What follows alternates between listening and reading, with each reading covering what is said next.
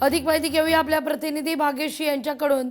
भाग्यश्री, प्रशांत जगताप काँग्रेसचे प्रशांत जगताप होणार आहेत हे आता ठरलेलं आहे, व्यासपीठावर जगताप पोहोचले।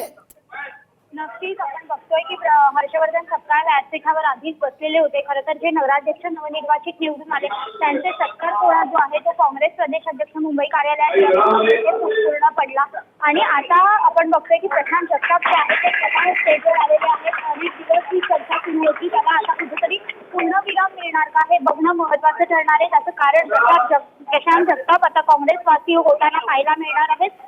त्यामुळे आता प्रशांत जगताप यांची नेमकी कारकीर्द कशी राहणार हे बघणं महत्त्वाचं आहे, कारण आतापर्यंत राष्ट्रवादी शरद पवार पक्षात असलेले प्रशांत जगताप काँग्रेसमध्ये येणार आहेत। खरं तर पुण्यामध्ये काँग्रेसमध्ये एक मोठी पोकळी होती, ती कदाचित प्रशांत जगताप भरून काढतील असं एक बोललं जात आहे। आणि आता आपण बघतोय की हर्षवर्धन सपकाळ आहे, त्याचबरोबर काँग्रेसचे जे बाकीचे नेते आहेत त्यांच्याबरोबर प्रशांत जगताप जे आहेत ते सध्या स्टेजवर बसलेले पाहायला मिळतात आणि आता कोणत्याही क्षणी ते त्यांचा जो पक्ष प्रवेश आहे त्या संदर्भात घोषणा जी आहे ती देखील कार्य प्रदेश अध्यक्ष काँग्रेस प्रदेश अध्यक्ष हर्षवर्धन सपकाळ यांच्याकडनं केली जाईल।